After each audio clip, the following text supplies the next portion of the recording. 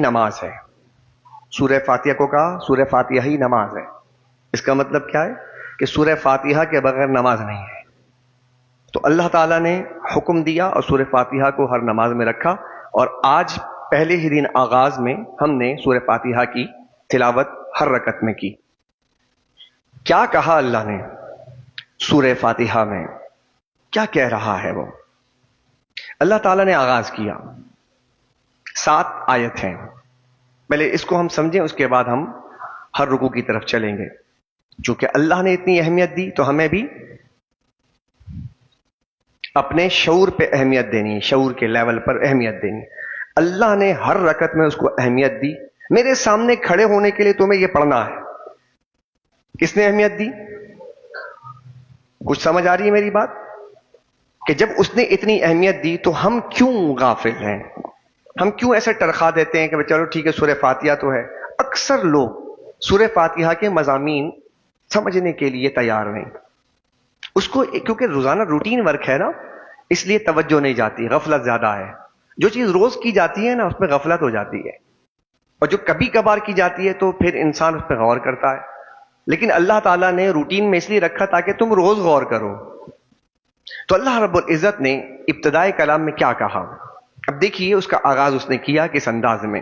ایک ایک لفظ پہ غور کیجئے. دیکھیے اللہ تبارک و تعالیٰ، اس کی مختلف صفات ہیں.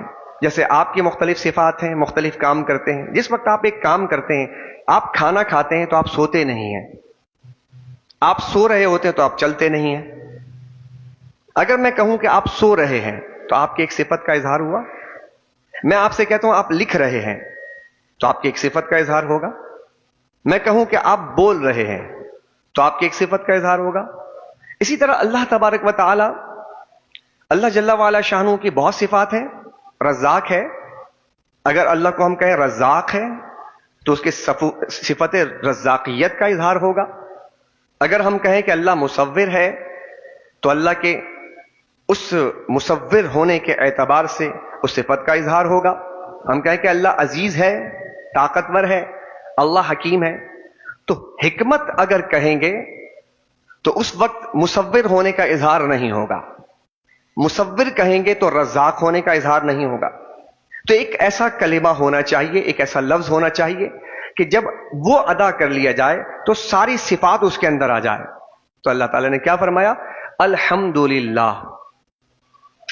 اس نے ایک ایسا لفظ بیان کیا کہ جس میں اس کے ساری صفات آ گئیں. اس نے کہا وہ کون ہے؟ وہ رزاق. یہاں پر اس نے نہیں فرمایا، حالانکہ ہے وہ. اللہ مصور ہے، اللہ عزیز ہے، اللہ جبار ہے، اللہ ستار ہے، اللہ غفار ہے، لیکن یہاں نہیں فرمایا. اس نے ایک ایسا لفظ بیان کیا کہ جس میں سارے صفات آ گئے. اس نے کہا میں کون ہوں؟ اللہ. الحمدللہ. اس نے کہا تمام تعریفیں کس کے؟ اس کی نہیں کہ جس کے جو رزاق ہے، اس کی نہیں کہ جو مصور ہے، جو غفار ہے، جو ستار ہے. تمام تعریفیں اس کی جو اللہ ہے. تو یاد رکھ لیجئے گا یہ جو لفظ اللہ ہے، یہی لفظ اللہ تبارک و تعالیٰ کا اسم ذات ہے جو اس نے اپنا اظہار کیا. اس کے بعد اور کیا کہا اس نے اللہ تبارک و تعالیٰ نے سورہ فاتحہ میں؟ اللہ جل وعلا شانہ نے اس کے فوراً بعد اپنے جس صفت کا، اب ذات کے بعد اپنے صفت کا اظہار کر رہا ہے. پہلے اللہ جو اس کا ذاتی نام ہے اس نے اس کا ذکر کیا، اور پھر اللہ رب العزت نے اس کے بعد جو سب سے اہم ترین صفت ہے اس کا اظہار کیا. کیا؟ رحمان و رحیم؟ نہیں، وہ تو اس کے بعد ہے.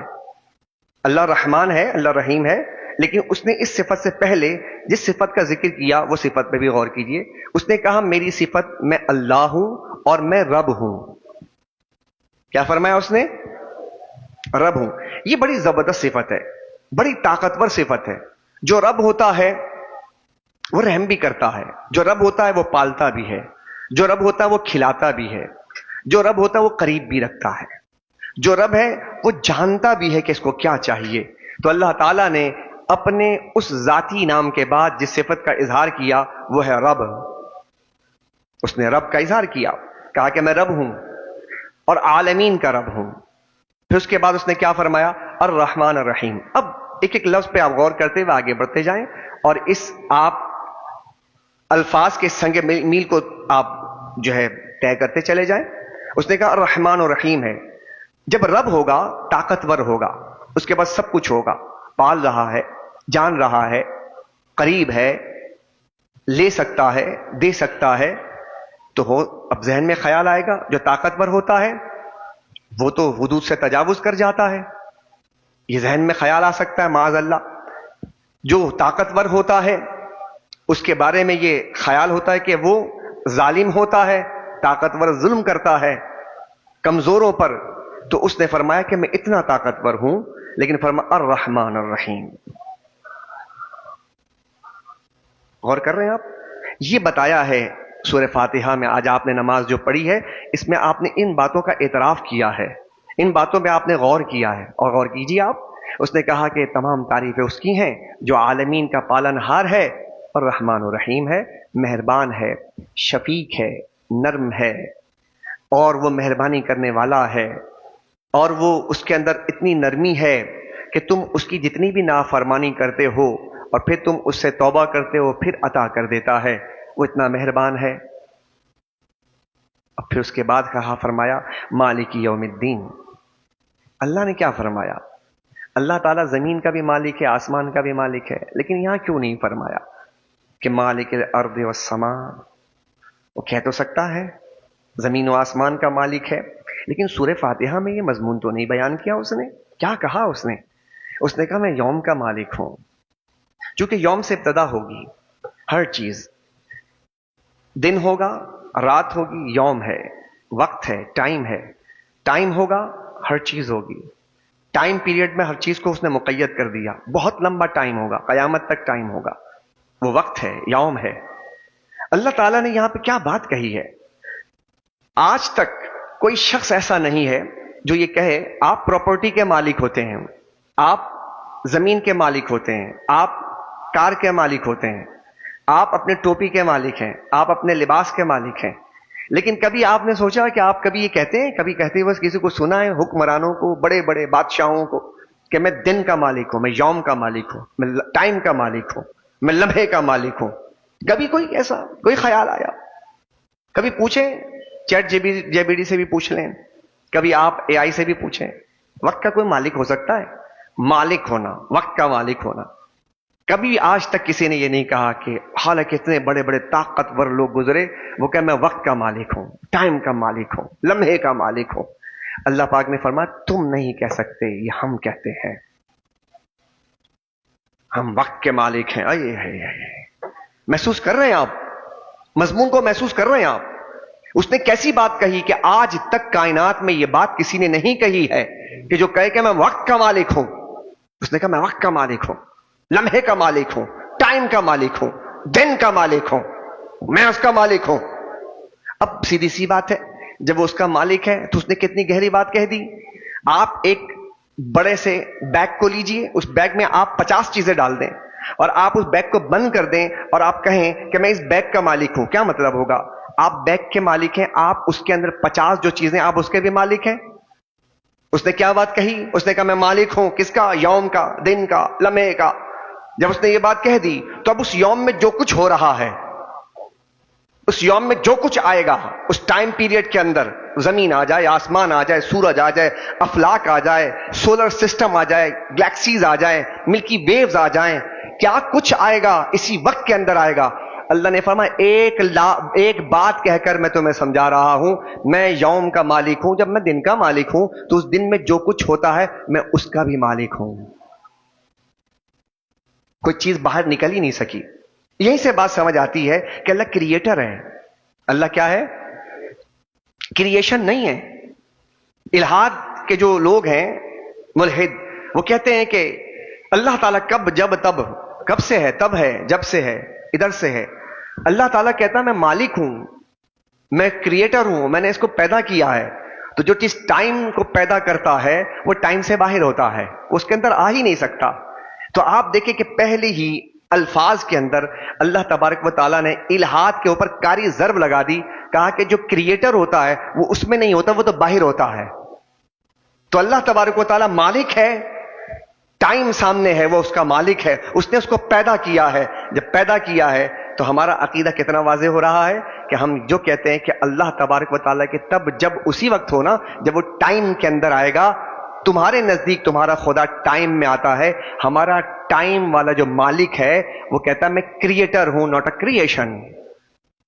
اس کے بعد غور کیجیے, آپ ماشاءاللہ جو اہل علم ہے سے محظوظ ہوتے چلے جائیں. اس کے بعد اس نے کہا کہ کیسی بات کہ ایاک نعبد و ایاک نستعین.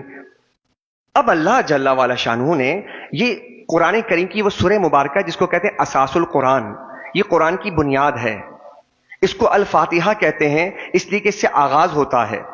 اس میں اللہ تبارک و تعالیٰ نے دعا کا سلیقہ بتایا, اور دعا کے بعد جب ہم نے دعا مانگی تو اللہ نے جواب دعا میں پورا قرآن عطا فرما دیا. یہ اتنی بنیادی سورہ مبارکہ ہے, اس لیے تھوڑا سا میں آج اس پہ گفتگو کر رہا ہوں کہ عام طور پہ سورہ فاتحہ پہ گفتگو کم کی جاتی ہے, لیکن گفتگو کرنی چاہیے سمجھنے کے لیے. اللہ تبارک و تعالیٰ نے اس میں علم کی بات نہیں کی, اللہ رب العزت نے اس میں ہدایت کی بات کی, اللہ پاک نے علم کی بات نہیں کی. اب آج کا جو زمانہ ہے جو بہت ہی فاسٹ چل رہا ہے, مصنوعی ذہانت کی طرف جا رہے ہیں, اس کے پیچھے جو ہے وہ علم ہے, نالج ہے, ریسرچ ہے, تحقیق ہے, ہدایت نہیں ہے.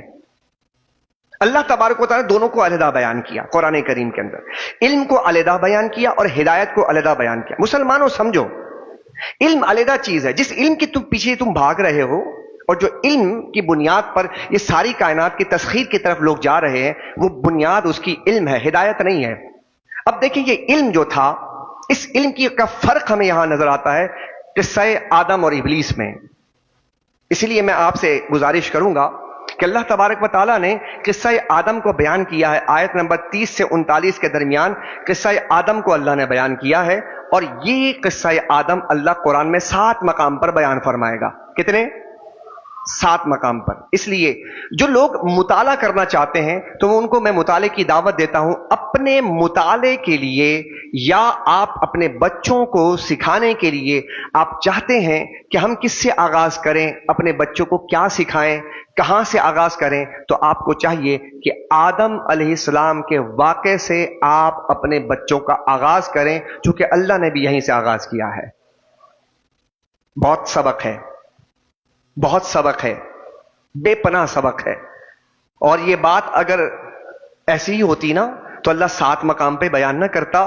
اس میں اللہ نے اتنے اسباق امت کے لیے رکھے ہیں, قوم کے لیے رکھے ہیں کہ بار بار آپ اپنے بچوں کو قصہ آدم اور قصہ ابلیس کو بتائیں, سمجھائیں, تاکہ یہ بنیادی بات جب آپ کے بچوں کو سمجھ آئے گی تو ان کا ذہن کھلے گا, پتہ چلے گا ایول فورس کون سا ہے, پتہ چلے گا کہ اللہ کا نیک بندہ کون سا ہے, پتہ چلے گا کہ اللہ نے بنایا کس کو تھا, پتہ چلے گا کہ ابلیس نے کیا کیا تھا, پتہ چلے گا آپ کے بچے کو کہ جس جنت کے لیے جانا ہے اس جنت کا ایک باسی بھی تھا, اسے باہر پھینک دیا گیا. کیوں پھینک دیا گیا, پھینکنے کی وجہ کیا تھی, ریزنز کیا تھے. تمہارا بچہ اگر وہی کام کرے گا تو وہ ریزن کو حاصل کرنے کے بعد اس جنت میں کیسے جائے گا؟ تو جب تک یہ کریٹ نہ ہو یا کلیئر نہ ہو کہ بھائی آدم علیہ السلام اور ابلیس کے اس قصے کے اندر اللہ سمجھانا کیا چاہتا ہے, تو اس وقت تک آپ کے لیے جنت کا راستہ واضح نہیں ہو سکے گا. تو اللہ سبحانہ و تعالیٰ نے آغاز فرمایا. اب دیکھیں یہاں پر ابلیس کا جب ذکر آیا تو یہاں پر ایک بات اور عرض کرنا چاہوں گا تاکہ ہمارا مضمون بہت تیزی کے ساتھ آگے کی طرف چلنا شروع ہو جائے. دیکھیے رمضان شریف کا آج آغاز ہے, پہلا دن ہے. آپ کی عبادت کے اندر 2 رکاوٹیں ہیں جو ڈالتی ہیں, ایک خارجی ہے اور ایک اندرونی ہے. خارجی آپ جب کوئی کام کرنے جاتے ہیں تو 2 طرح کی رکاوٹیں آتی ہیں, خارج سے آتی ہے اور اندرون سے آتی ہے. آپ رک جاتے ہیں, عبادت نہیں کر پاتے. آپ کا دل چاہ رہا تھا میں نماز پڑھوں, آپ رک گئے. کبھی سوچا کیوں, کس نے مجھے روکا؟ وہ چیز نظر نہیں آ رہی, اس لیے قرآن کا سہارا لینا پڑے گا. وہ جو خارجی عوامل ہے وہ بھی روک رہا ہے, اور جو اندرونی عوامل ہے وہ بھی روک رہا ہے, اور دونوں چیزیں جو ہیں آپ کو نظر نہیں آتی. خارجی عوامل میں سے کون سا عمل ہے جو آپ کو روک رہا ہے؟ وہ شیطان ہے, وہ ابلیس ہے. کون ہے؟ نظر آتا ہے؟ نہیں آتا. لیکن ایسی حقیقت ہے کہ جس کو اللہ تبارک و تعالیٰ نے قرآن میں بیان کیا, اگر نہ کرتا تو ہم اس حقیقت سے آشنا نہ ہوتے, ہمیں پتہ ہی نہیں ہوتا کہ کون روکتا ہے ہمیں. تو اللہ رب العزت نے ابلیس کا ذکر کیا، اس کو ابلیس بھی کہا، اس کو شیطان بھی کہا، اور پھر آدم علیہ السلام کے واقعے کے اندر اس کو وہاں پر بیان کرنے کے بعد ہماری توجہ بھی دلوا دی کہ یہ بھی ایک ہے جو تمہیں روکے گا۔ تو اللہ پاک نے کیا کیا کہ دو چیزیں ہیں تو تمہاری عبادت میں رکاوٹ ڈالنے والی، ایک خارجی ہے اور ایک اندرونی۔ کیا ہے وہ بعد میں بتاتا ہوں۔ خارجی یہ ہے کہ ابلیس تھا، اللہ پاک نے ابلیس کو جکڑ دیا رمضان میں۔ کیا کیا؟ سلسلۃ الشیاطین، جکڑ دیا، باندھ دیا اسے۔ چلو جی، تمہارے عبادت میں خلل ڈالنے والے کو باندھ دیا، اب تم دوسری جو چیز ہے اس کو ہم پر چھوڑ دیا۔ باہر والے کو تو ہم نے باندھ دیا، اندر جو رکاوٹ ہے اس کو تم پر چھوڑ دیا۔ غور کر رہے ہیں آپ؟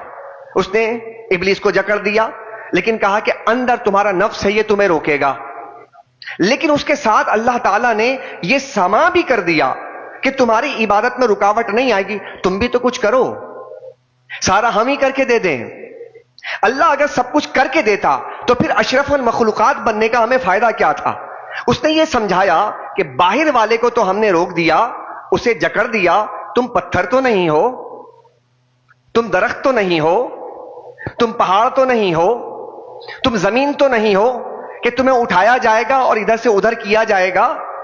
تم درخت کی طرح ایک نشو نما پانے والے، اپنی جگہ پر کھڑے ہو کر اوپر بلندی کی طرف جانے والے وہ تو نہیں ہو کہ آنا جانا نہ ہو، تم ایسے تو نہیں ہو، اور تم جانور بھی نہیں ہو کہ تم آنا جانا تو کرتے ہو، عقل نہیں ہے۔ اللہ پاک نے سمجھایا کہ نہ تم پتھر ہو، نہ تم درخت ہو، نہ تم جانور ہو، تو مالک ہم کیا ہیں؟ کہا تم اشرف المخلوقات ہو، ہم نے تمہیں عقل بھی دی ہے، خود بھی تو کچھ کرو۔ لہذا اب تم خود اندر جو تمہارا نفس ہے، اس نفس کے خلاف تم نے لڑنا ہے۔ تو اللہ پاک نے اس کے لیے بھی کیا کیا؟ یہ نفس جو کمزور ہوتا ہے یہ بھوکے رہنے سے ہوتا ہے، تو اللہ پاک نے اس کا بھی سامان کر دیا۔ بھوکے رہو، 12 گھنٹے رہو، آسان نہیں تھا 12-13 گھنٹے بھوکے رہنا، اللہ پاک نے فرض قرار دیا، بھوکے رہو تاکہ تمہارا نفس کمزور ہو جائے۔ یعنی ہر لحاظ سے اللہ تعالیٰ نے ہمیں عبادت کے لیے تیار کر رکھا ہے، لیکن بندہ پھر بھی عبادت نہ کرے، پھر بھی جناب وہ سستیوں میں لگے۔ اس کا موٹیو کیا بنا ہوا ہے کہ میرا کاروبار کیسے ہوگا اس رمضان کے اندر، میں مطلب دیگر فضول قسم کے کام کیسے کروں گا؟ تو اللہ سبحانہ و تعالیٰ نے اس کے لیے کیا کیا کہ میرے بندو، تمہیں ہر نماز کے بعد ہدایت کی ضرورت ہے۔ علم تمہارے پاس تو ہے کہ نماز فرض ہے، ہدایت کی ضرورت ہے۔ وہ ہدایت تم ہدایت کو اون نہیں کر سکتے، علم کو اون کر سکتے ہو۔ میرے پاس اتنا علم ہے، تمہارے پاس اتنا علم ہے، سرٹیفکیٹ ہے، میں جو گفتگو کر رہا ہوں اس علم کو میں محفوظ کر سکتا ہوں، ہدایت کو نہیں کر سکتا۔ اللہ تعالیٰ نے کیا فرمایا کہ ہدایت رکھنے والی چیز نہیں ہے، علم رکھنے والی چیز ہے۔ شیطان کے پاس علم تو تھا، ہدایت نہیں تھی۔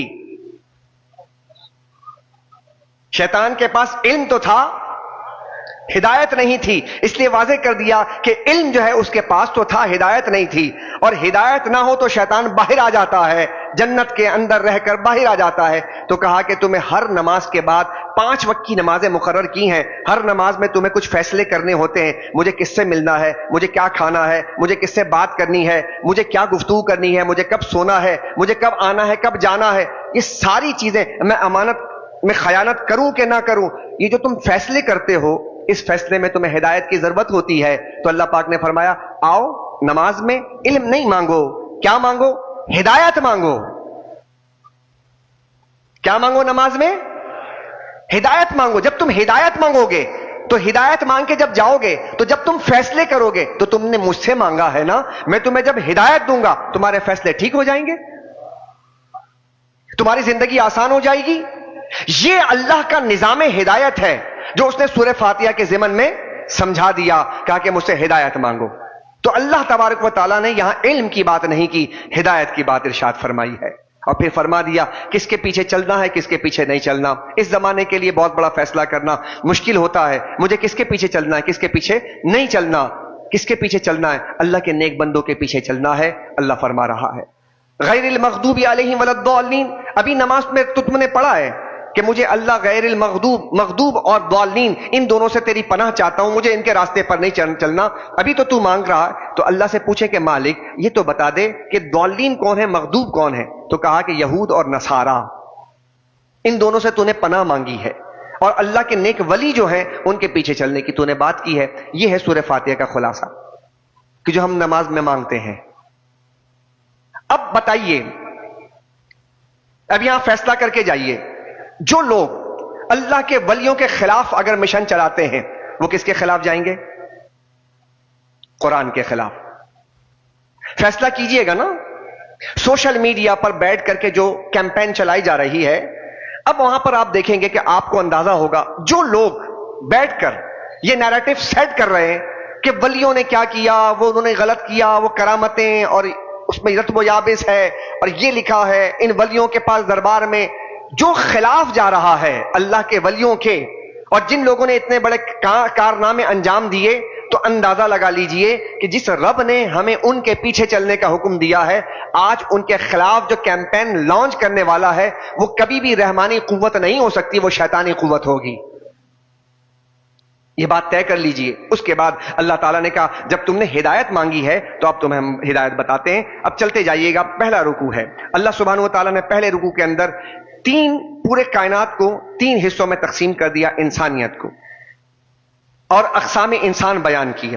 ایک وہ انسان ہے جو کافر ہیں، ایک وہ انسان ہے جو مسلمان ہیں، ایک وہ انسان ہے جو ان کے درمیان میں ہے، نہ کافر ہیں نہ مسلمان ہیں۔ کون ہے؟ بولیے، منافق۔ اللہ تعالیٰ نے سورہ بقرہ کے پہلے رکوع کے اندر اللہ نے اس کو واضح کر دیا ہے اور کہا ہے کہ پہلے اور دوسرے رکوع کے اندر کہ انسانیت کو 3 حصوں میں تقسیم کر دیا، ایک کافر ہوگا، ایک مسلمان ہوگا، نہ کافر ہوگا نہ مسلمان ہوگا، درمیان میں ہوگا، منافق ہوگا۔ اس کے بعد دوسرے رکوع میں اللہ تعالیٰ نے قرآن حکیم کی عظمت اور دعوت کا ذکر ارشاد فرمایا۔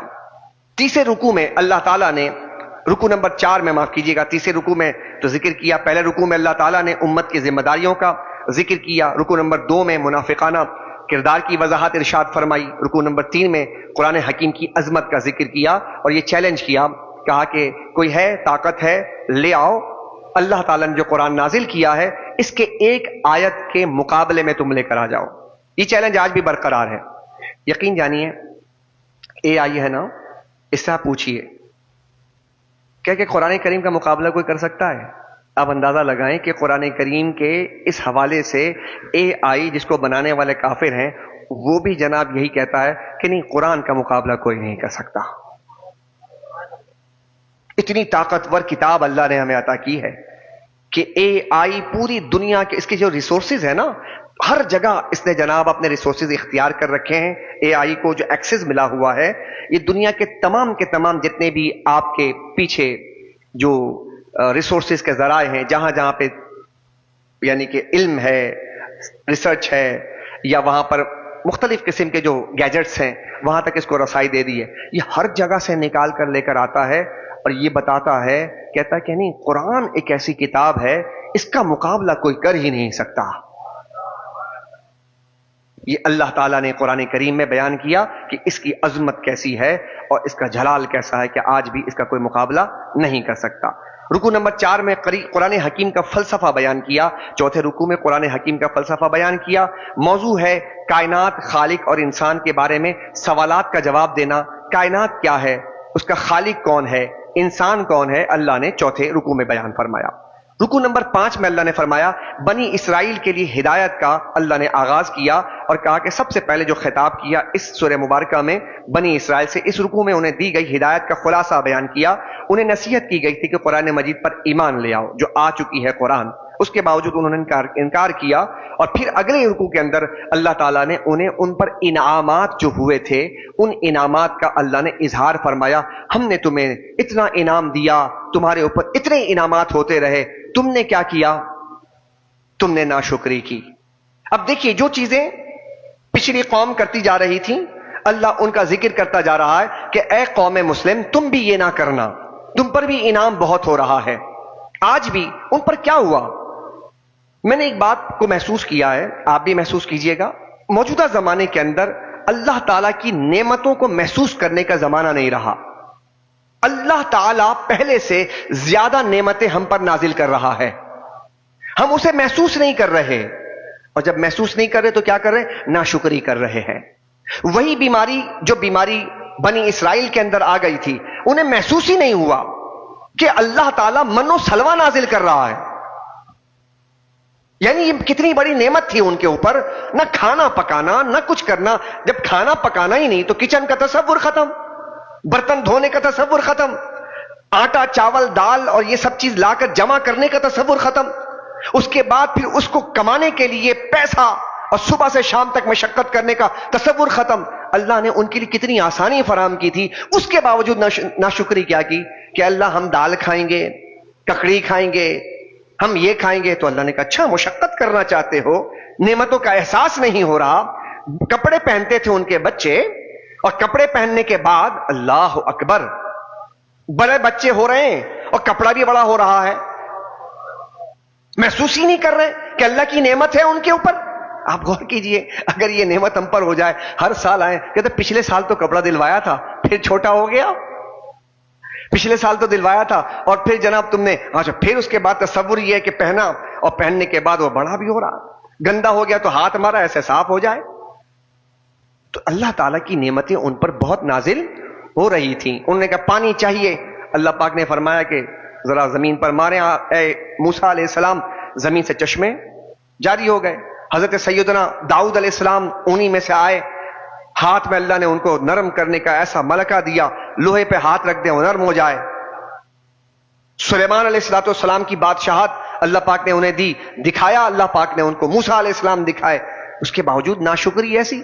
کیا خیال ہے؟ اپنے پر غور کیجئے, اللہ تعالیٰ کی کتنی نعمتیں ہم پر ہیں, کیا حال ہے ہمارا؟ کبھی غور کیا ہم نے ہماری زبان پہ شکر کہاں گیا؟ لفظ ہر وقت ناشکری, یعنی الحمدللہ کہہ کر اللہ تعالیٰ نے ہمیں اس طرف توجہ دلوائی کہ تمہارا تو اس زمانے میں وظیفہ ہی الحمدللہ ہونا چاہیے. کتنے اچھے ہو تم, پانی تمہیں ملے, کھانا تمہیں ملے, نعمتیں تمہیں ملے, رزق تمہیں ملے, کیا کچھ نہیں اللہ دے رہا. اس کے باوجود اللہ تعالیٰ نے اس پہ توجہ دلائی کہ ناشکری مت کرنا.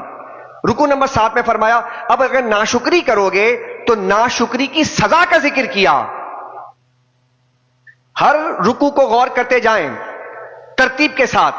جب رکوع نمبر 6 میں بنی اسرائیل پر انعامات اور ناشکری کا ذکر کیا تو کہا کہ اگر تم بھی کرو گے نا تو پھر ناشکری کا انجام بھی ہوگا, سزا بھی ہوگی, پنشمنٹ بھی ملے گی. مالک کیا پنشمنٹ ملے گی؟ تو اللہ نے فرمایا جو پنشمنٹ ان کو دی ہے اس پر غور کر لینا. مالک کیا پنشمنٹ تھی؟ کہ ذلت اور محتاجی. جو قوم ناشکری کرے گی, ناشکری ہو جائے گی, اللہ اس کو ذلیل کر دے گا, محتاج کر دے گا. کیا خیال ہے؟ 2 ارب سے کچھ آبادی ہماری ہے, کتنی ذلت ہے, کتنی محتاجی ہے. یعنی ہم آج پاکستان کے قوم اگر دیکھ لیں تو 25 کروڑ کی آبادی جس ناشکری کی بیماری میں لگ چکی ہے, تو محتاجی کا عالم یہ ہے کہ اگر IMF قرضہ نہیں دے گا تو ہمارے ملک کی گاڑی نہیں چلے گی. محتاجی نہیں ہے. وہ قوم جو دینے والی قوم بننی چاہیے تھی, ہونی چاہیے تھی, کیا کیا اس کے لیے؟ 2 چیزیں اللہ تبارک و تعالیٰ نے, یعنی کہ آج اللہ پاک نے کہا کہ تم شکر گزار بن جاؤ, ہم تمہاری ذلت و محتاجی کو دور کر دیں گے. ہم 2 چیزوں کا شکار ہو گئے, ایک ڈی اسٹیبلائزیشن کا اور ایک ڈی مورلائزیشن کا. ڈی اسٹیبلائزیشن کیا؟ کہ آپ کو ڈی اسٹیبلائز کر دیا جائے. ڈی مورلائزیشن کیا؟ آپ کو اپنے فکر کے اعتبار سے مایوس کر دیا جائے. اور یہ دونوں کام شیطان کے ہیں. حکمران کا طبقہ ڈی اسٹیبلائز کر رہا ہے, اور اینکر پرسن جتنے بھی آپ کے سوشل میڈیا پر بیٹھے ہوئے یہ ڈی مورلائز کر رہے ہیں. آپ کے ہیروز کو زیرو بنا کر پیش کرنا اور آپ کے زیرو کو ہیرو بنا کر پیش کرنا, یہ کون کر رہا ہے؟ آپ لوگ میرے خیال میں بور تو نہیں ہو رہے؟ درس قرآن میں ہم نے قرآن کریم کے پرسپشن میں اپنے حالات کا جائزہ لینا ہے. زیرو, جن کے کوئی اسکلز نہیں ہے, کوئی ہنر نہیں ہے, کچھ آتا نہیں ہے, جناب ان کے سبسکرائبر, لائکس, پیسہ, دولت, बात करने का ढंग नहीं, औरतों को नचवाएं, औरतों को घर से बाहर निकालें, बीवी को जनाब बेपर्दा करके अपने बेडरूम की बातें शेयर करें और फिर जनाब पैसा डॉलरों की शक्ल में शादी में बिल्कुल लुटाएं और उसके बाद कई शेर तोहफे में दें। ये नालायक जाहिल घामन उल्लू के पट्टे जिनका कोई तसव्वुर नहीं है, अगर इस्लामी रियासत होती तो उनको कोड़े मारे जाते। क्यों? आप और मैं समझेंगे शायद ये बहुत सख्त बात हो गई। हजरत उमर बिन अब्दुल अजीज का जमाना है और एक शख्स था बेहतरीन तीर अंदाज, बेहतरीन निशानेबाज। उससे कहा गया कि इसके निशानेबाजी की क्या यानी स्किल्स हैं। उन्होंने कहा कि अगर एक दूर में एक सुई रख दी जाए तो उसके अंदर एक छोटा सा एक कोई आप लेकर उसे कोई चीज दें, एक तिनका दें, तो वो दूर से निशाना लगाकर उस सुई के नाके में डाल सकता है। इतने जबरदस्त स्किल्स हैं उसके स्किल तो था उसके अंदर। ये तो इनके पास तो कोई स्किल भी नहीं है जो बैठे हुए सोशल मीडिया पर, ना इनको ना बोलने के ढंग है, ना चलने, ना खाने, ना पीने, न जरा। हां, इतने गरीब हैं कि सिर्फ पैसा है इनके पास। जुमले पे आप गौर कीजिएगा, चूंकि जुमलों का जमाना इसलिए मेरे जुमलों पे गौर कीजिएगा। आप ऐसे गुराबा बहुत देखेंगे जिनके पास आज सिर्फ पैसा है। आप कहेंगे मौलाना साहब पैसा वाला आदमी गरीब कब होता है? लेकिन मैंने जुमला क्या कहा? आपको इस माशरे में इतने गरीब मिलेंगे जिनके पास सिर्फ पैसा है, बाकी कुछ नहीं है, किरदार नहीं है, दौलत है किरदार। समझ रहे बात को? पैसा बहुत है, उनके पास आया तो जब उसने ऐसे मारा ना और बिल्कुल ठीक निशाने पर गया तो उमर इब्न अब्दुल अजीज ने उनसे कहा इसको 10 ये दिरहम दे दो या दिनार दे दो उस जमाने में, और कहा 10 कोड़े भी मारो। ये इस्लामी रियासत थी, 10 कोड़े भी मारो। क्यों? कहा 10 कोड़े इसलिए मारो कि है तो बहुत अच्छे स्किल्स, काम तो बहुत अच्छा कर रहा है और बेहतरीन निशानाबाज है। 10 इसलिए दिनार दिए कि इसका निशाना बड़ा अच्छा है। तो हजरत 10 कोड़े क्यों मारे? कहा कि अपने स्किल्स को गलत जगह इस्तेमाल करने पर 10 कोड़े भी मारो इसको। काश के मेरी बात पहुंच जाए हुकूमत पाकिस्तान तक। हैं ये भी माशाल्लाह स्किल्सफुल हैं, लेकिन इनको अगर इस तरफ लगाया जाता कि कुछ अच्छे काम करते, कुछ ढंग के काम करते, तो कौम का जो बच्चा है ना, मेरा कौम का बच्चा पढ़ने के लिए तैयार नहीं है। वो कहता मैं भांडा बन जाऊं, मैं मिरासी बन जाऊं, मैं टिकटॉकर बन जाऊं, मैं नाचूं, मैं गाऊं, मेरी भी शादी जल्दी हो जाए, मैं भी बीवी को लेकर ऐसे करूं तो मुझे पैसा मिलेगा। ला हौला वला कुव्वता इल्ला बिल्लाह। अस्तगफिरुल्लाह अलियुल अज़ीम।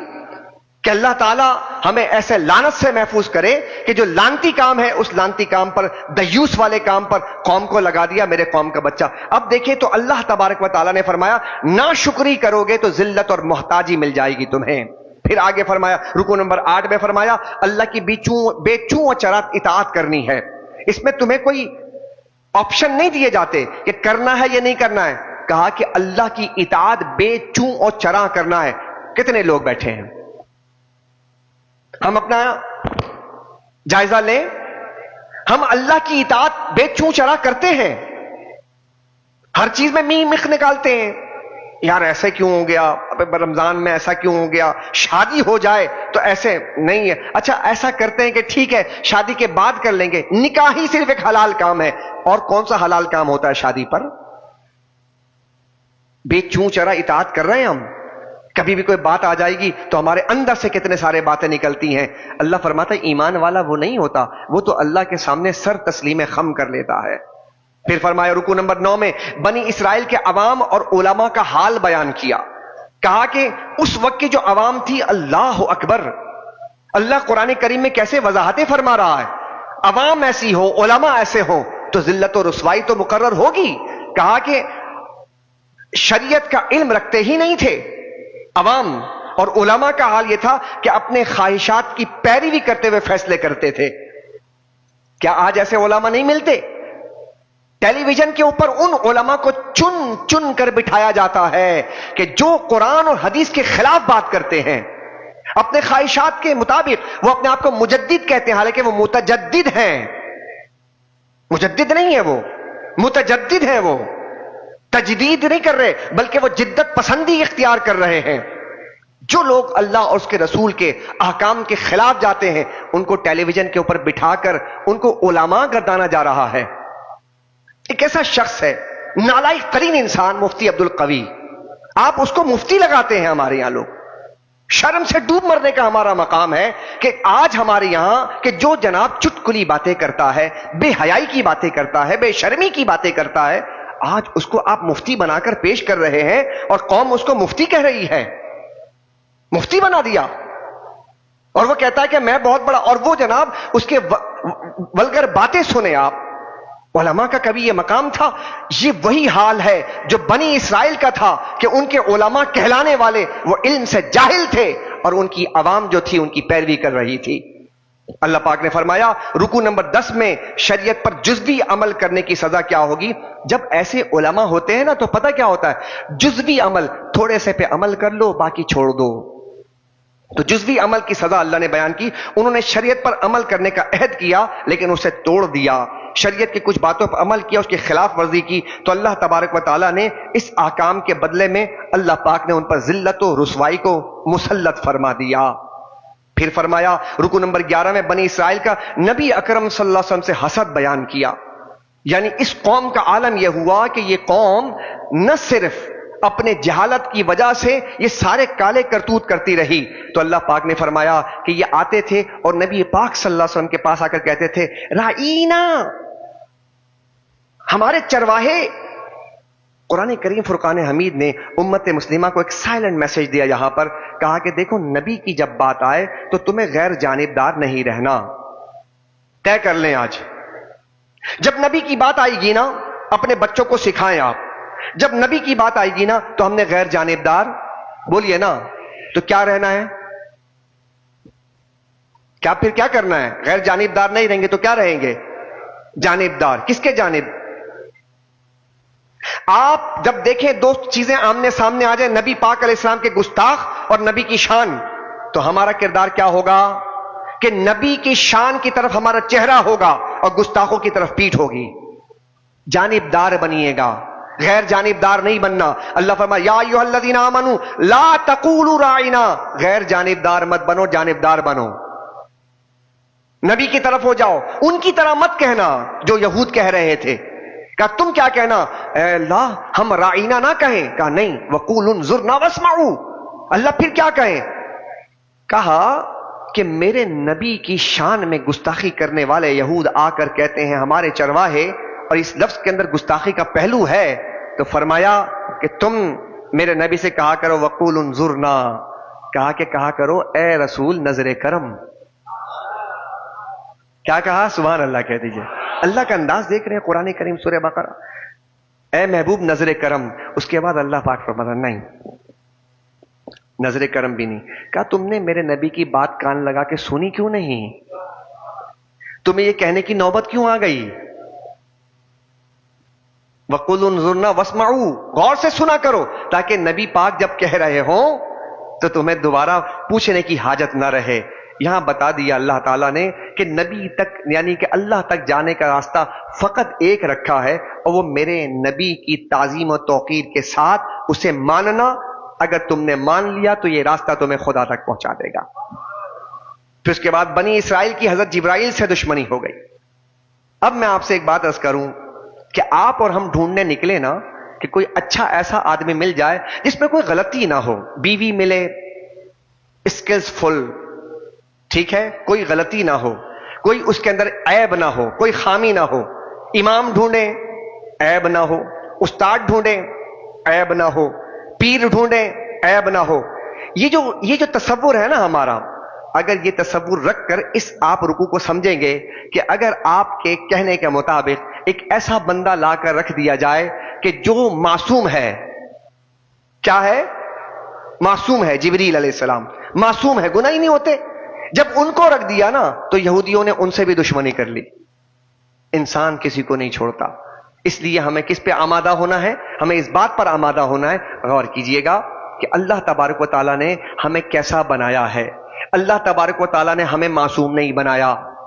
اپنے سب بارے میں بتا دیں. آپ کی بیوی معصوم نہیں ہے, آپ کا باپ معصوم نہیں ہے, آپ کا استاد معصوم نہیں ہے, آپ کا امام معصوم نہیں ہے, آپ کا ولی معصوم نہیں ہے, آپ کے صحابہ معصوم نہیں ہیں, ائمہ اہل بیت معصوم نہیں ہیں.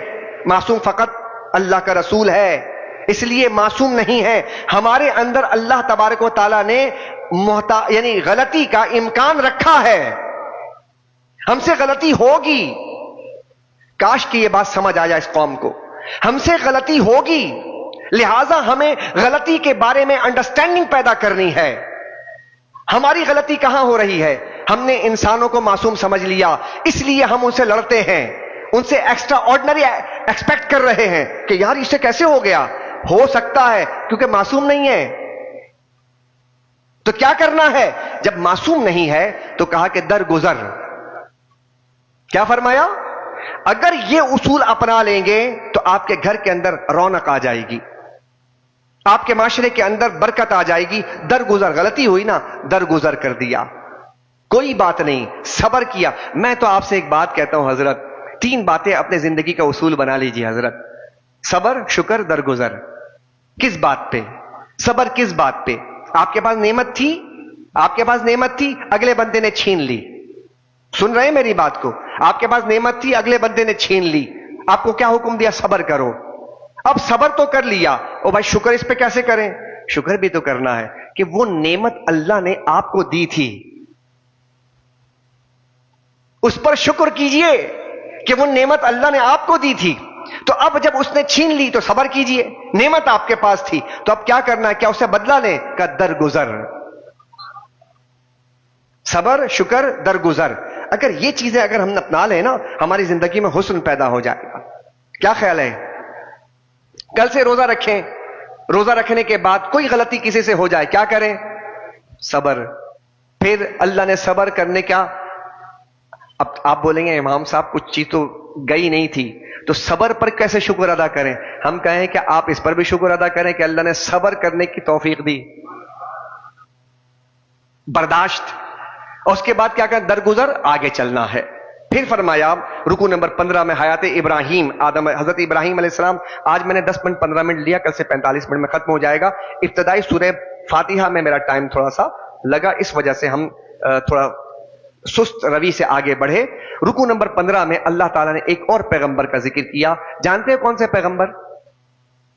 ابراہیم علیہ السلام. اگر آپ نے آدم علیہ السلام کے بعد کسی اور شخصیت کو شارٹ لسٹ کر رہے ہیں, ہم شارٹ لسٹ کہ کس کس پیغمبر کو ڈسکس کر سکتے ہیں, آپ آدم علیہ السلام کے بعد حضرت سیدنا ابراہیم علیہ السلام کو ڈسکس کیجئے. اپنے بچوں کو سکھائیے, بتائیے کیوں. کیونکہ اللہ تعالیٰ نے بہت, مجھے یاد آ رہا ہے, بہت زور سے یاد آ رہا ہے, اللہ سبحانہ و تعالیٰ نے نماز پڑھوائی, سورہ فاتحہ پڑھوائی. ہر نماز میں ایک درود پڑھوائی جاتی ہے. کون سی درود؟ نیند آ رہی ہے, تھوڑے تھکے ہوئے ہیں, درود ابراہیم پڑھوا دی. روز کہا کہ ابراہیم کو یاد کرو. سبحان اللہ. درود موسیٰ نہیں ہے, درود عیسیٰ نہیں ہے, درود نوح نہیں ہے, درود ابراہیم ہے جی. اچھا, پھر قرآن کھولا تو قرآن کھولتے ساتھ ہی اللہ تبارک و تعالیٰ نے کہا کہ آدم کو پڑھایا, آدم کے بعد اللہ پاک نے ابراہیم کا تذکرہ کیا. یہاں بھی ابراہیم نظر آیا ہمیں. قرآن جب کھولتے ہیں تو ابراہیم, پھر سورت آئی ایک سورہ ابراہیم, پھر دعا یاد آئی, وہ دعا جو رب اجعلنی مانگتے ہیں آپ, اس دعا کے بارے میں کیا کہیں گے؟ وہ کس نے مانگی؟ کیا آپ غور کر رہے ہیں؟ نہیں غور کر رہے آپ لوگ غور کیجئے. پھر جناب قربانی ذبح کرنے کا وقت آیا, رسول اللہ سے پوچھا صحابہ نے, یا رسول اللہ یہ بتائیے کہ یہ قربانی کیا چیز ہے؟ تو اللہ کے حبیب نے فرمایا سنت ابیکم ابراہیم, تمہارے باپ ابراہیم کی سنت. یا اللہ, یا اللہ. اس کے بعد ہمیں اللہ نے توفیق دی, عمرے پہ کتنے قافلے گئے, حج پر کتنے قافلے جانے کے تیار ہیں. کعبے کا طواف کیا, حجر اسود سے اسٹارٹ کیا, آگے گئے, مطاف میں گھوم رہے ہیں, پھر پہلا طواف مکمل, پھر جناب ایک اور طواف کیا, دوسرا مکمل, پھر ایک اور طواف کیا, تیسرا مکمل. کتنے ہو گئے؟ 7 طواف. اللہ اب کیا کرنا ہے؟ کہا کہ جاؤ. کہاں؟ ذرا کون کون جو گیا ذرا بتائے کہاں جانا ہے 7 طواف کے بعد؟ کعبے میں کیا کون سا مقام ہے؟ کیوں مقام موسیٰ کیوں نہیں؟ مقام عیسیٰ کیوں نہیں؟ مقام نوح، حالانکہ وہ بھی پیغمبر ہیں، ان کی نفی نہیں ہو رہی، لیکن اللہ تبارک و تعالیٰ جس کو بار بار یاد دلواتا ہے، کعبے میں انہیں یاد دلواتا ہے، نمازوں میں انہیں یاد دلواتا ہے، قرآن میں انہیں یاد دلواتا ہے، تو ہم اپنے بچوں کو ان کی یاد دلوائیں۔ ہم غور کریں کہ اے اللہ تو نے یہ بات بار بار کیوں یاد دلائی؟ سوال ہے نا، کیوں یاد دلائی؟ کہا کہ ابراہیم ہمارا بہت اچھا بندہ ہے، ابراہیم نے بہت قربانی دی ہے، اگر تمہیں بندہ بننا ہے تو ابراہیم جیسے بنو۔ میں نے کہا نا بہت پیسے والے ہوں گے، غریب، کردار نہ ہوگا، تو اللہ کردار کس سے لے؟ کہا ابراہیم سے لو نا، کردار دیکھنا ہے تو ابراہیم سے لو کہ بندے کیسے ہوتے ہیں، بندگی کیسے کی جاتی ہے۔ اللہ اکبر، کوئی پرواہ نہیں ہے، اٹھایا جناب ہتھو یہ کیا کہتے ہیں کلہاڑا، اب بڑے بت کو مار دیا، بت شکن ہے، بت فروش نہیں ہے، ابراہیم ہے ہمارا بندہ، آگ میں ڈالا جا رہا ہے، خلیل ہے ہمارا۔ کہا کہ حضرت جبرائیل نے آپ کوئی پیغام دیجئے، کہا کہ نہیں، جس نے یہاں پہ اس آزمائش میں ڈالا وہ حال جانتا ہے۔ لیول چیک کر رہے ہیں آپ کس لیول پر ہیں، کسی سے کچھ کہنا نہیں ہے۔ ہمیں چھوٹی سی کوئی پریشانی ہو جائے تو اتنے بڑی زبان کھول کھول کر کہتے ہیں یار ایسا ہو گیا ایسا ہو گیا۔ ابراہیم کے سامنے آگ الاؤ جلا دیا گیا، لیکن خاموش ہے کہ جس رب نے مجھے اس آزمائش میں مبتلا کیا میں صبر کروں گا اور وہی مجھے اس سے نکالے گا۔ اللہ نے کیا فرمایا؟ اس صبر، اس شکر کا نتیجہ آگ میں ڈال دیا گیا، کہیں گھبراہٹ نہیں، کہیں پریشانی نہیں، کہیں شکوہ نہیں، تو اللہ نے کیا فرمایا؟ قلنا یا نار کونی بردم وسلاما علی ابراہیم، ہم نے کہا اے ابراہیم کے لیے آگ ٹھنڈی اور گلے گلزار ہو جا۔ ابراہیم علیہ السلام اس میں گھوم رہے ہیں، آگ میں کوئی گھومتا بھی ہے لیکن بندہ ابراہیم جیسا ہو۔ اور پھر جس کو کہتے ہیں اقبال، کیا کہتے ہیں؟ اب اقبال اس کو دیکھ رہا ہے ابراہیم کو، اور اقبال پھر اپنے قوم کے نونہالوں کو توجہ دے کر کہتا ہے، اقبال کہتا ہے کہ میرے نوجوانوں ابراہیم کو میری نگاہ سے دیکھو، ابراہیم کو میری نگاہ سے دیکھو۔ کہا کہ اے اقبال آپ کی نگاہ سے دیکھیں کیا نظر آ؟ کہا کہ آج بھی ہو ابراہیم سا ایماں پیدا۔ کیا کہا اقبال نے؟ آج بھی ہو، 4000 سال پہلے کی بات ہے، باپ ایسا ہوتا ہے، باپ کا سبق کا باپ ایسا ہوتا ہے، باپ ایسا جس کو باپ بنایا، کہا کہ اس باپ کے نقش قدم پر چلو، تو کہا کہ دیکھو 4000 سال گزر گئے اور 4000 سال کے بعد بھی آج بھی ہو ابراہیم کا ایمان پیدا۔ کتنے نشیب و فراز ماہ و سال آئے، اس کے باوجود ابراہیم کا جو ایمان ہے نا وہ آج بھی لائق تقلید ہے، قابل قبول ہے۔ آج بھی ہو ابراہیم کا ایمان پیدا تو کیا ہوگا؟ تو اقبال نے بات ختم کر دی، کیا کہا؟ آج بھی ہو ابراہیم کا ایمان پیدا، آج بھی ہو، کر سکتی ہے آگ، کر سکتی ہے انداز گلستان پیدا۔ آگ بھی گلستان بن سکتی ہے، آگ میں گلستان بنانے کے لیے تمہیں ابراہیم کا ایمان پیدا کرنا پڑے گا۔ تو اللہ تعالیٰ نے ابراہیم علیہ السلام کو اس مقام پر رکھا، کہا کہ تمہیں اپنے بچوں کو ابراہیم سکھانا ہے، بتانا ہے۔ بچہ اولاد نہیں دی مانگتا ہے، اولاد نہیں دی، اولاد دی تو کہا جاؤ جا کر اس کو چھوڑ کے آ جاؤ، اولاد بڑی ہوئی کہا ذبح کر دو، کر سکتے ہو تم؟ نہیں کر سکتے، تو کہا کہ ابراہیم اتنی آزمائشوں سے گزر رہا ہے، قربانی در قربانی در قربانی، ابراہیم ایسے ابراہیم نہیں بنتا، ابراہیم قربانی کا نام ہے۔ تو پھر اللہ پاک فرماتا ہے ایسے لوگوں کو اتنا عظیم منصب دیا جاتا ہے جب ان کو تمام مراحل سے گزارا جاتا ہے، کندن بنایا جاتا ہے، ان کے اوپر سختیاں لائی جاتی ہیں، اور وہ جب صبر کرتے ہیں، شکر کرتے ہیں، تسلیم و رضا کے پیکر بنتے ہیں، تو اللہ فرماتا ہے کہ آج قال انی جاعلک للناس اماما، ابراہیم تمہیں ہم دنیا کی امامت عطا کر رہے ہیں۔ یہ ہے ابراہیم۔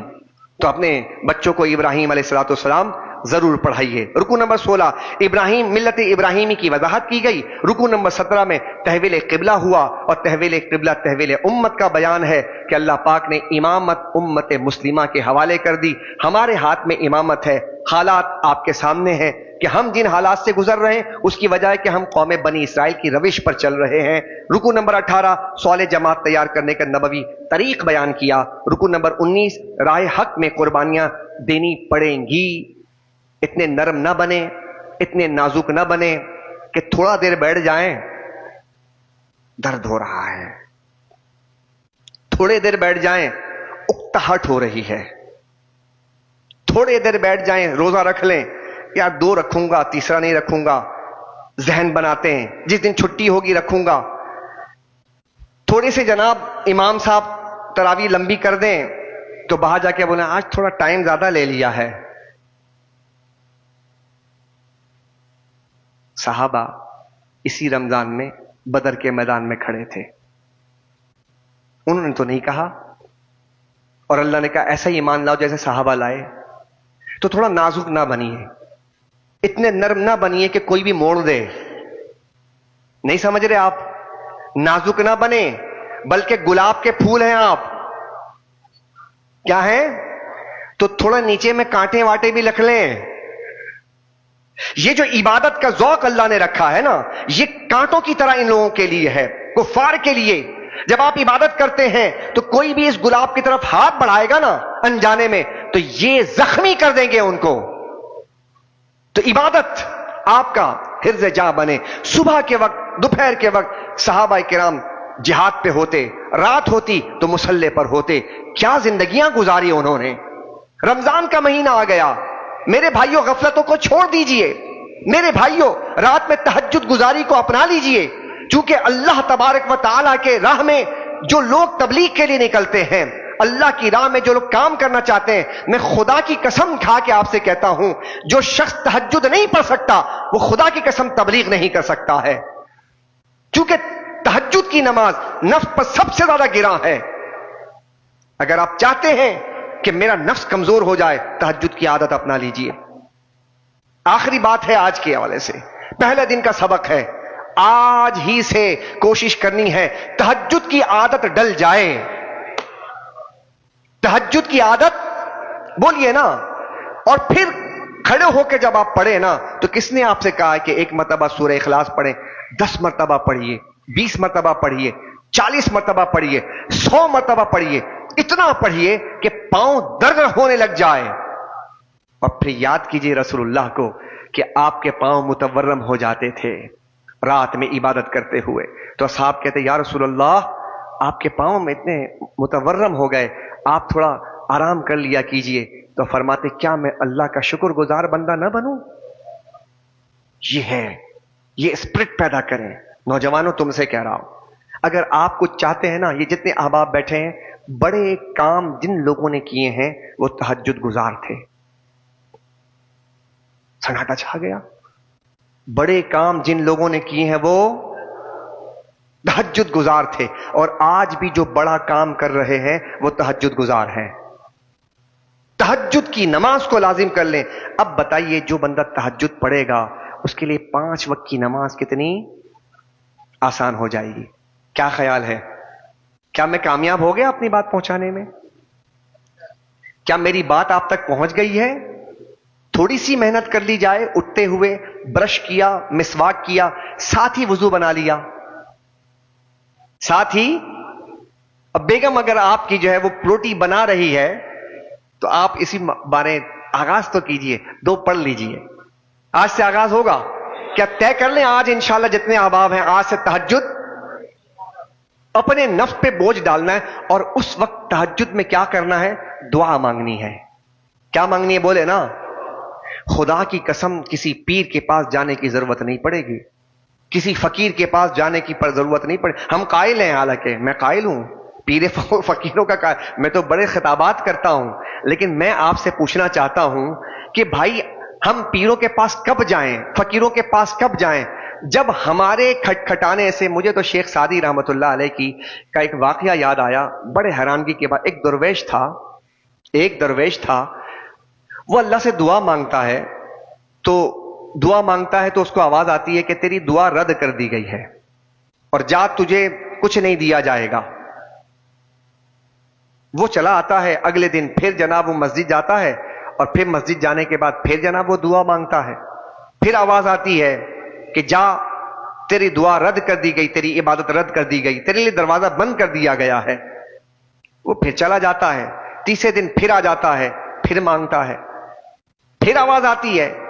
اس کا ایک شاگرد ہوتا ہے اس درویش کا، مولانا روم فرماتے ہیں کہ وہ اس کے احوال سے وہ واقف ہو جاتا ہے کہ روزانہ اسے اللہ کے دربار سے بھگایا جا رہا ہے اور کہا جاتا ہے تیری دعا قبول نہیں ہوگی، کسی اور جگہ جا، اب بند ہے تیرے لیے دروازہ.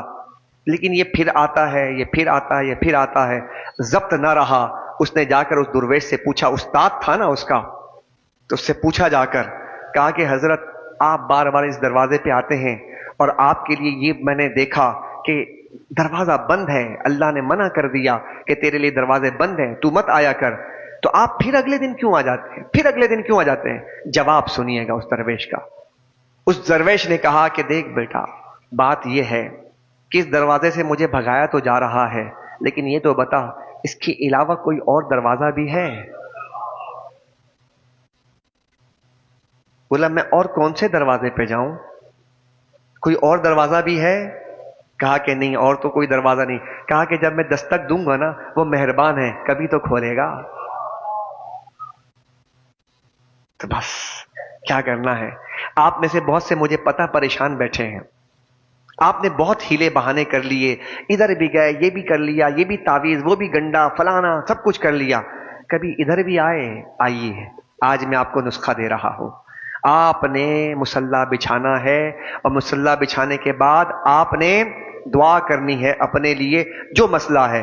پھر بھی دعا قبول نہ ہونا تو 2 آنسو کے بوند آپ اپنی آنکھوں میں لے آئیے، یہ آپ کا کام جلدی کروا دے گا. کیا خیال ہے؟ پریشان بیٹھے ہیں نا، ہر آدمی پریشان ہے نا. کچھ بھی پریشانی نہیں ہے نا تو آخرت کی مانگ لو یار، بڑا مشکل لمحہ ہے. قبر کی مانگ لو یار، بڑا مشکل ہے. وہاں پر بہت سارا عذاب ہے، وہاں پر فرشتوں کا جواب ہے، اس کو مانگ لو کہ اللہ آسانی. کچھ نہیں مانگنا تو اللہ سے کہو کہ اللہ وہ جو موت کا وقت آئے گا نا، سکرات کا جو وقت آئے گا، اللہ اس میں آسانی کر دے. کچھ تو مانگے یار، اللہ سے مانگیں گے انشاءاللہ. جہنم سے آزادی مانگیں، قبر کی تنگی سے آزادی مانگیں. اللہ تبارک و تعالیٰ آج یہ دنیا جو ہے گھٹ گھٹ کر جینے پر مجبور کر رہی ہے، اللہ اس سے آزاد کر دے، کوئی آسانی کر دے. تنگی دل سے نجات کی دعا کر لیں. بیوی ستاتی ہے اس کے لیے، اولاد ستاتی ہے اس کے لیے، آپ کا باس ستاتا ہے اس کے لیے، رزق میں تنگی ہے اس کے لیے. کتنی دعائیں ہیں. کوئی آدمی ایسا نہیں جو کہتا ہے مجھے کوئی حاجت نہیں ہے. تراویح کے بعد رات میں انشاءاللہ تہجد کی نماز میں 2 رکعت، 4 رکعت، 6 رکعت، 8 رکعت، 10 رکعت، 12 رکعت، جتنی توفیق اللہ دے گا انشاءاللہ. اور یہاں سے جانے کے بعد مٹر گشت نہیں کرنا، یہاں سے جانے کے بعد فضول نہیں جاگنا. سو جائیے جا کر اور 4 بجے 5 بجے کا الارم لگائیے، اٹھ جائیے. اس کے بعد آپ نماز بھی پڑھیے، قرآن بھی پڑھیے. انشاءاللہ رمضان کا پہلے دن کا درس آپ کے سامنے ہم نے رکھا. امید ہے کہ اللہ تبارک و تعالیٰ سے کہ اللہ ہمیں توفیق دے گا کہ جہاں پہ یہ توفیق دی، اے اللہ ہمیں تہجد کی نماز کی توفیق عطا فرما. وآخر دعوانا ان الحمدللہ رب العالمین. ربنا تقبل منا انك انت السميع العليم وتب علينا انك انت التواب الرحيم وافوض امري الى الله ان الله بصير بالعباد وصلى الله تعالى على خير خلقه محمد وعلى اله واصحابه اجمعين.